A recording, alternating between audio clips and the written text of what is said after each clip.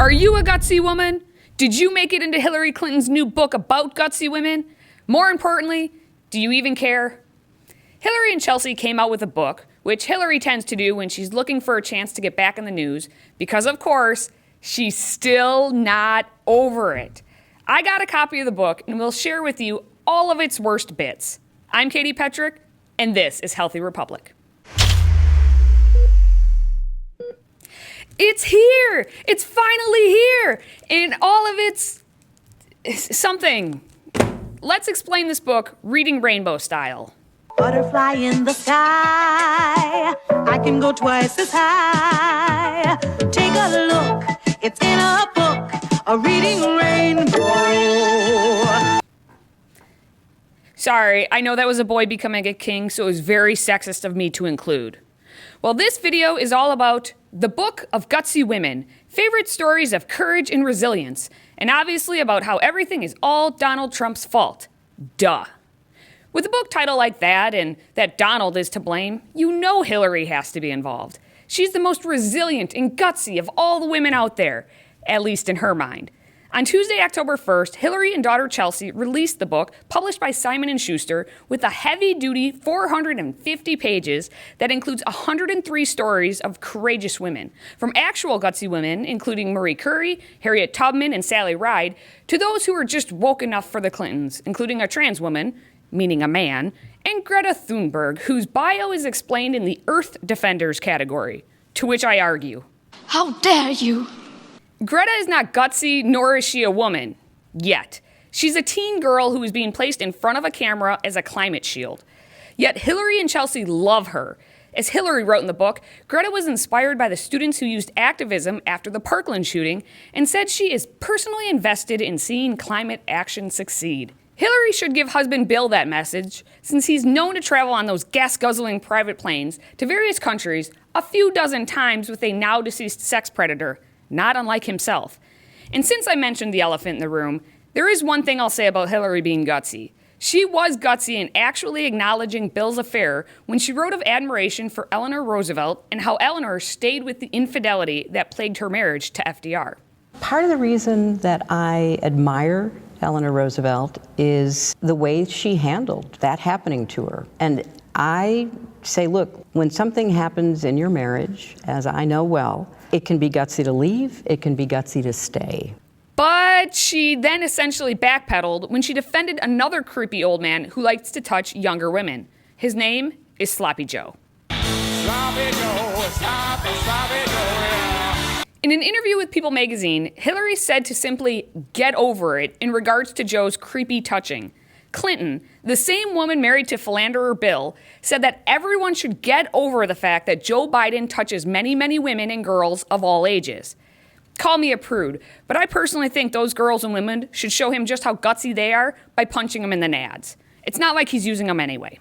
People who are putting themselves forward, which believe me, is a really difficult process to undergo, should be judged on the totality of their lives and their service.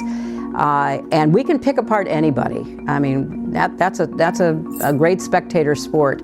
By that logic, Hillary should be defending President Trump in his totality of life and service, not just what may or may not be happening with Ukraine.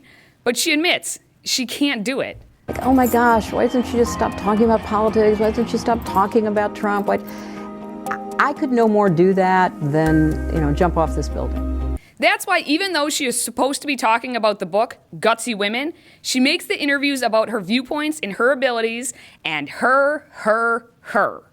But I can't deny that a big part of me cares deeply about what's happening in the country, and what I fear is the damage that's being done to our future, the damage being done to our values, our institutions, and try to think of ways that I can help those who are on the front lines of the fight. What does she mean by those words? Help those on the front lines. She so clearly wants to be the one on the front lines. As I like to say, you cannot make my life up. No. One of your life is more than plenty to make up. That was an interview with Stephen Colbert, who just had to begin and mostly talk about President Trump. And that's why Hillary is still out there spouting off as if she's still campaigning. I think it is fair to say We have known who Donald Trump is for some time now. We knew he was a corrupt businessman who cheated people. We knew that his campaign invited foreign adversaries to tamper with our elections. And now we know that in the course of his duties as our president, he's endangered us all by putting his personal and political interests ahead of the interests of the American people. How is this different than anything you would and are doing, Hillary? Your interests are ahead of everyone else's, which is interesting since this is what you say about your book. You know, there are some people who think they're gutsy because they fight hard, but they're not fighting hard for anything except their own personal benefit. Those are not the kind of women that we write about. But then Hillary inserts herself in various places in the book, so she did write about those kind of women. And now she's spending the entire time on the circuit using the book promotion as a cover for her opportunity to talk about what she finds to be her most precious, her obsession with Trump. Precious! I believe he knows he's an illegitimate president. He knows that there were a bunch of different reasons why the election turned out the way it did. Numero uno reason the election turned out the way it did is that Donald Trump's name was not Hillary Clinton. That's it. And if rumors become fact, then it remains possible that the same could happen in 2020. Rasmussen polling claims that Trump and Clinton would be neck and neck in the 2020 election. However, even 59% of the Democrats don't want her to enter the race, which oddly goes against Trump's wish. Because you know Trump responded on the Twitter sphere with his thoughts upon hearing this information. He tweeted, "I think that crooked Hillary Clinton should enter the race to try and steal it away from uber-left Elizabeth Warren. Only one condition. The crooked one must explain all of her high crimes and misdemeanors, including how and why she deleted 33,000 emails after getting a C subpoena." Ignoring the grammatical incoherency, Trump may get his wish. So maybe there does need to be a rematch. I mean, obviously, I can beat him again. Hillary, like all these politicians, is that narcissistic. It helps explain why daughter Chelsea doesn't even get to hardly speak at these press junket events. Hillary took over every one of them. At least for the book promo, Chelsea did get a chance to provide a ringing endorsement of her mom. I wouldn't trade you for anything. Not even for a laptop. Not even for a laptop. Good. Okay. There it is, Hillary Clinton's 2020 slogan, not even for a laptop. But let's get back to the book, which is what Hillary is supposed to be doing with all of these interviews. Here's what it all boils down to. The entire book is about gutsy women, women who took chances and defied odds. The point that Clintons clearly miss is that it wasn't just women who inspired them, and it should not have been. Men and women of all walks of life can inspire. But what has happened more and more each year is that men are becoming marginalized. It's the swinging pendulum. By the very nature of the book, the Clintons prove that women have made it. Women who fight for what they want will make it. We need gutsy women, and we need gutsy men. More importantly, we need ethical and moral people. The book should include and be called Moral and Ethical People. Now that would be gutsy.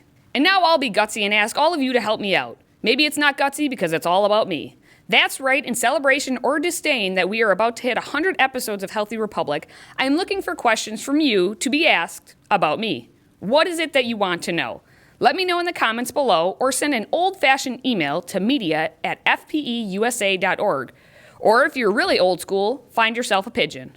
Until next time, stay healthy, America.